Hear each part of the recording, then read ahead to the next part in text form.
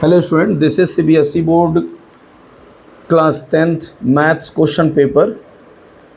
It is our second board examination which was conducted by CBSE on 15th May 2026.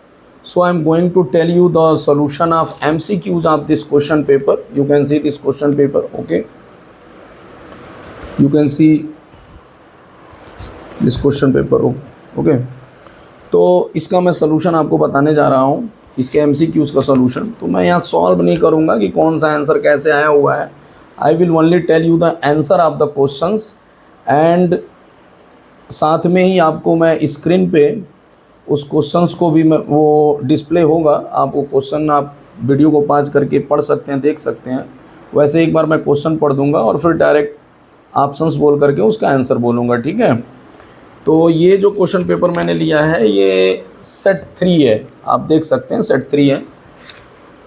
लेकिन ऐसा नहीं है कि केवल सेट 3 वाले ही इससे फ़ायदा उठा सकते हैं, बाकी सेट वाले भी हम जानते हैं कि या तो यही सारे क्वेश्चन होंगे या तो एक आध क्वेश्चन जो है अलग होगा, लेकिन नंबरिंग उनकी डिफरेंट होगी। हो सकता है वो क्वेश्चन सेट 1 में फर्स्ट हो तो सेट 2 में कुछ और सेट 3 में कुछ और, उसकी नंबरिंग केवल सीक्वेंस में डिफरेंस होता है। एक आध क्वेश्चन अलग भी हो सकता है। फिलहाल मेरे पास सेट 3 है, मैं उसका आंसर आपको बता रहा हूँ, ठीक है।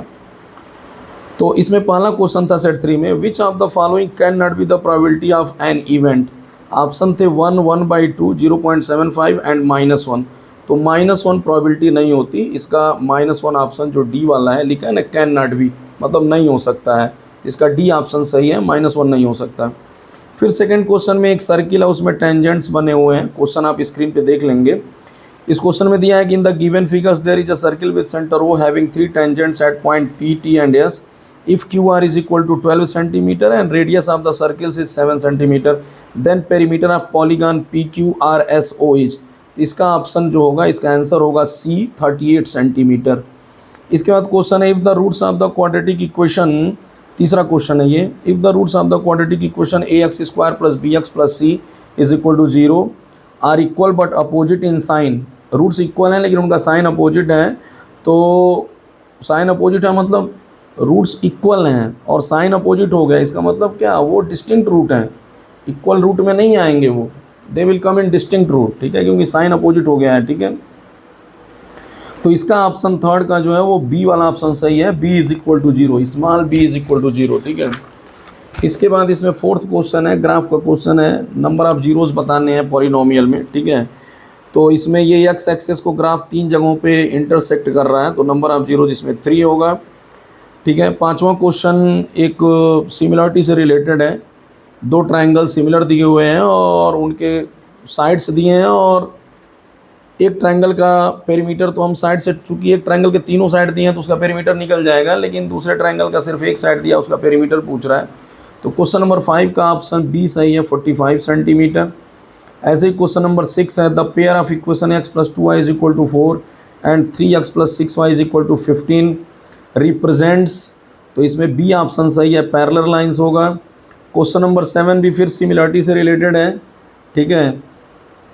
फिगर मैं आपको दिखा दे रहा हूँ, ये क्वेश्चन स्क्रीन पे रहेगा, आप चेक कर लेंगे, इसी वाले का है, ठीक है। तो इसका ऑप्शन नंबर ए सही है, 3 होगा इसका आंसर। ऐसे ही क्वेश्चन नंबर 8 है, वो प्रोबेबिलिटी से रिलेटेड है, jar contain some red black and green marbles, इस तरह का है। तो इसका ऑप्शन ए सही है, 20 इसका आंसर आएगा। क्वेश्चन नंबर 9 आप देख सकते हैं, ट्रिग्नोमेट्री से रिलेटेड है, ओके। तो इसका ऑप्शन जो है बी सही होगा, इसका बी नंबर का ऑप्शन सही होगा, a/2√b² - a², ठीक है। इसके बाद क्वेश्चन नंबर 10 जो है, it is related to volume and surface area chapter और इसका ऑप्शन ए सही होगा, 2:1 होगा। क्वेश्चन नंबर 11 है, it is also related to area of circle sector segment, आप पढ़े हैं। तो इसका ऑप्शन ए सही है, दैट इज़। इसके बाद ये मीन का क्वेश्चन है, x + 3x + 6x + 9x + 12, इसका मीन 10 दिया हुआ है, तो इसका डी ऑप्शन करेक्ट है, 4 होगा इसका answer. Question number 13 tangents of circle से रिलेटेड है, तो ये 13 वाला क्वेश्चन, ये वाला दिस क्वेश्चन, ये सर्किल वाला, तो इसका ऑप्शन सी करेक्ट है, 9/√2 सेंटीमीटर, 9/√2 सेंटीमीटर इसका आंसर होगा।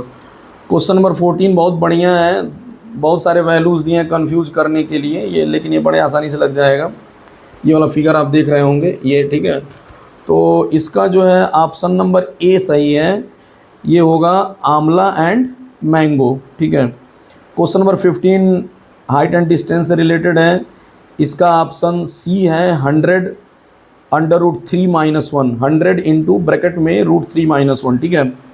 क्वेश्चन नंबर 16 है how many multiples of 4 lie between 10 and 250, इसका ऑप्शन सी सही है, दैट इज 60, 60। क्वेश्चन नंबर 17 बहुत ही अच्छा क्वेश्चन है, ये लीनियर इक्वेशन इन 2 वेरिएबल से रिलेटेड है और 17 का आंसर आएगा x - y = 3, ऑप्शन ए। 17 का ऑप्शन ए है x - y = 3। 18 जो है ये भी लीनियर इक्वेशन इन 2 वेरिएबल से रिलेटेड है, इक्वेशन फॉर्मेशन से रिलेटेड क्वेश्चन और फिर उसको सॉल्व जो हम लोग करते हैं, पहले इक्वेशन बनाते हैं फिर सॉल्व करते हैं, x y की वैल्यू निकालते हैं। तो ये सानिया और योगेश वाला क्वेश्चन है, इसका ऑप्शन डी करेक्ट है। सानिया के एज पूछा है 30 ईयर्स आएगा, ठीक है। इसके बाद जो असर्शन रीजन का क्वेश्चन है, इसमें क्वेश्चन नंबर 19 जो है उसका डी ऑप्शन करेक्ट होगा। 19 का डी मतलब A is false and R is true, ठीक है। क्वेश्चन नंबर 20 जो है असर्शन रीजन का, इसका सी ऑप्शन सही होगा।